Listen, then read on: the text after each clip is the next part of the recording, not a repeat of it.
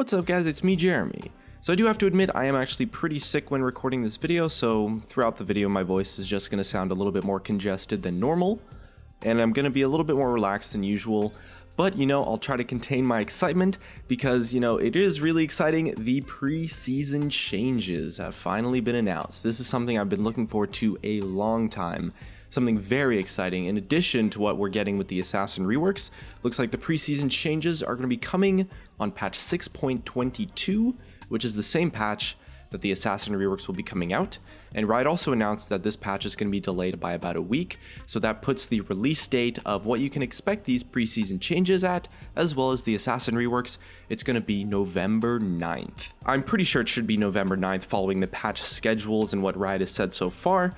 It might get delayed by a day or two, maybe November 10th, November 11th, but you can definitely expect these changes on November 9th. And there's actually a lot of really cool stuff coming. Definitely something really interesting that has been really surprising and honestly just actually really cool is the introduction of what they are calling plants, which are essentially just these power-ups that are going to spawn around the map. And it's like this new thing that they're introducing, this new mechanic. Essentially what these plants do is that they spawn in locations around the map, and then you can attack them, kill them in one hit to have some kind of effect happen. And there's 3 different plants right now. There is the blast cone plant, which is kind of like this zig satchel almost, but a little bit more of a more intense effect. Like you attack it and then you as well as opponents are going to be just blasted away from it. So it's kind of like a form of mobility actually, in a sense. You just have to walk up to it in melee range and attack it. There's footage of it on the screen right there. The next plant is called honey fruit, and this one is just like this nice sustained sort of health and mana regen thing. You kill it, you get some oranges that spawn on the ground, and then you can pick those up, or your opponents can pick them up if they happen to be next to you contesting it. They pick those up and then they get some health and mana back, but it also slows you while you're picking them up. It's a pretty nice amount of regen. And then the final plant, there's 3 in total, is called Scryer's Bloom, and what it does is it essentially just reveals all champions and wards in a kind of like a large cone around it. So it's like a big scrying orb almost, comboed with the sweeper lens actually. You can use it to kill wards, which is pretty interesting and is going to allow for some very interesting dynamics. And these plants are spawning in fixed locations around the map actually. It's not that random. For each type of plant, there's going to be about 3 or 4 spawns on the map on each side, so about 8 spawns in total across the entire map, and each type of plant also has like their own fixed spawn locations that are going to be independent. So it's very predictable. You're going to expect which plants can spawn in which areas, and there's always a big delay in terms of the spawn. Like there's a big 30-second window where the plant kind of shows up, and then it's like, okay, it's going to spawn, and then it gives you a big window to actually be able to contest it. And the biggest thing that's really interesting to me is that the plants are going to spawn at random intervals. So there's not a set respawn time, and there's not a set time for them to start spawning in the game. The only thing we really know is that they kind of start spawning a little bit late into the game, so you probably won't start seeing your first plants until about maybe 8-10 minutes or so into the actual game. But before they do spawn, there's going to be about 30-45 seconds of like this little kind of bud that pops up, and you can take a look at it and you'll see which type of plant's going to be there and all sorts of stuff. And it's essentially just like a form of what are quite realistically power-ups, and that are going to be scattered around the map in Summoner's Rift in Season 7. And it's something that is actually very experimental. So I do want to say that Riot have said multiple times that if they decide that in their testing this is something that doesn't really work out, or that if it's something that players don't really like, they're just going to remove it completely. So it's not set in stone or anything, but I mean, judging by how far in development this actually is, I would say that it is extremely likely that this ends up making it into the game. As for the actual details of the plants themselves, the honey fruit plant we have, I believe Riot Meddler said that it's going to restore around 30% of your health or so. It's going to scale based on your missing percent health and mana, and the Scryer's Bloom is going to have a range of about 4,000 and reveal things for 15 seconds. So the reason why they're being introduced, according to Riot, is essentially because they want to add more ways to add variance without having things be determined by RNG. So one of the ways they did this in season 6 was with the random dragon spawns, and Riot actually really liked how that turns out. You know, they want to have some amount of unpredictability, or, you know, some amount of like, okay, this is going to be a little bit different in this game, or like things that you can't really expect, but also things that don't decide the game based on the random factors. You know, they want the RNG to be totally fair. You know, these plants aren't supposed to be just like random things that you get lucky with. They're supposed to be like things that you can test, you know, because there's a big time window where you're going to see them before they actually spawn, and it's very telegraphed across the entire map for everyone, you know, where the plants are going to be, when they're spawning, all sorts of stuff. And it's very interesting to see what these are going to have in terms of effects on the game. I'm definitely excited to play test them in the PvE. I believe they should be hitting the PvE in about 2 weeks from now, so definitely looking forward to that one for sure. And so these plants are also being introduced as a replacement for the smite buffs. So smite buffs are pretty much going away in terms of, you know, you smite the wraiths or the gromp and you get a little bit of a buff for a certain amount of time. That kind of buff is going away completely for the most part.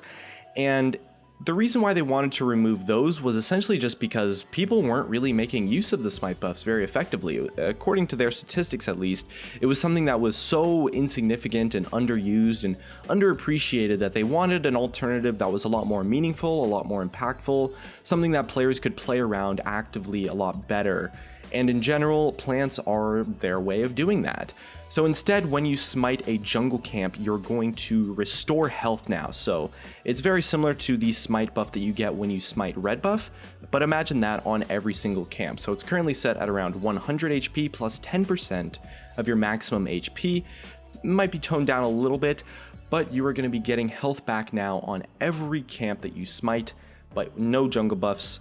And the biggest thing that Riot have kind of preached in terms of like revealing these plants is really just the fact that there's, you know, there is definitely a difference between randomness that you have no control over, kind of just like a rolling the dice, versus randomness that you actually do have a lot of control over, that you can affect or play around or prepare for, anticipate. And of course, pure randomness is something that they really don't like. It's something that they don't want in the game at all. And it's very frustrating to play against, really annoying. But they do want this sort of like strategic randomness of just like, you know, this randomness isn't going to decide the game. You're not going to lose the game because you got, you know, unlucky from some random spawn of a plant or something like that.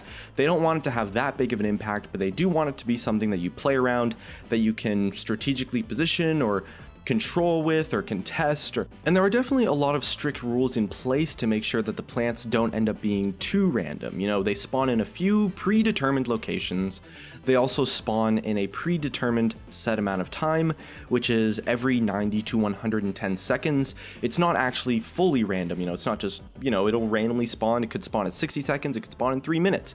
It's 90 to 110 seconds, so it's a pretty short window, and they're actually not going to spawn at all in the early game. And there's also a lot of controls and just, you know, coding and mechanics behind the scenes that are going to make sure control the plants so that they don't favor one side of the map over the other. You know, they don't favor the blue side or the red side or whatever. So they're approaching it in a very fair way in an attempt to introduce more variance into League of Legends, which is going to be very interesting to see how it plays out. It's something that I'm very interested in playing with.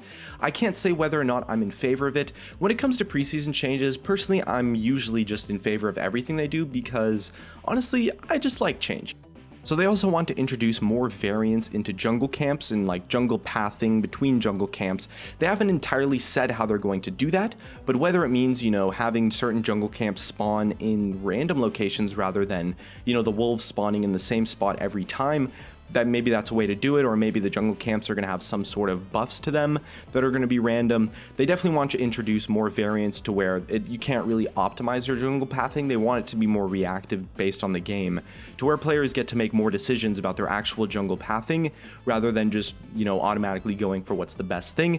It's not going to be a full rework to the jungle, so definitely don't expect, you know, some crazy, massive, insane jungle changes. It's just going to be some minor tweaks here and there, which is going to be pretty exciting because it's probably going to shake up the meta a lot from the looks of it. So I'm definitely looking forward to that one. There's also some changes to defensive, or protective is the word that they used in terms of itemization. So they really don't like these aura defensive items, namely Aegis of the Legion and all these items that give defensive auras. So they are removing probably Aegis and Locket. Maybe they won't remove Locket, but it definitely won't be building out of Aegis anymore, and as a result, they're going to be introducing more proactive defensive items in terms of optimization. So more items like Mikhail's Crucible, more items like Ardent Sensor, items that you can build and play around that give you a very direct impact that's very meaningful, you know. Auras are actually a very interesting statistic in League of Legends in the sense that they actually help you so much, but they honestly feel so useless sometimes because you just don't notice the effects of them when you're just fighting. So they want to kind of change that approach and focus a lot more on like actives and just things that you will feel the impact of, and that's definitely going to be a big shakeup in the support itemization, as well as of course we have the assassin reworks, the assassin itemization, so you can expect that as well. And then lastly, we finally have the masteries. So there is going to be some pretty significant changes, going to be some new masteries, just like every year. This year is probably going to be the smallest change to masteries that we've seen in the past, like many years actually, if not ever, in terms of preseason changes, because usually they just change the system completely. But this one, you know, they introduced the Keystone Mastery system. It was a great step in the right direction. They're pretty happy with the direction they took, at least. And they're just going to focus on making it a lot better. So what that essentially means is removing or replacing, reworking the useless or unpopular masteries in the current tree that people take. You know, they want every mastery to be worth taking. That's Riot's dream, you know. Riot wants a world where there are 9 keystone masteries and every single one is worth it, so that players don't really make the choice of whichever mastery tree is the most optimal. They make the choice of the ones that they just want to take for their own playstyle or something like that. Wow, that was a lot to cover. So overall, you know, the preseason changes, man, it's going to be huge, and I'm super excited. Again, look out for it on November 9th, patch 6.22. That's when it's going to be hitting the live servers. You can expect it should be hitting the PBE probably next week, though. We'll see, and you can definitely expect the like announcement sort of reveal of the assassin reworks probably next week as well. So definitely look forward to that. It's going to be a great season. You know, personally, I'm very excited for season 7. I love the rank changes they're making. I love a lot of the changes Riot have been making, honestly. These plants one is maybe going to be hit or miss. We'll have to see how it plays out. It is a very risky change that they're making, but overall, you know, I'm always welcome to change when it comes to the preseasons. Definitely the best time to do it, and I'm happy that the game changes at all, really, because I mean, if we had a game that never got patched, well, that just would be a lot less fun. So overall, definitely let me know what you guys think about the preseason changes in the comments below. Thanks for watching. I'll see you guys next time.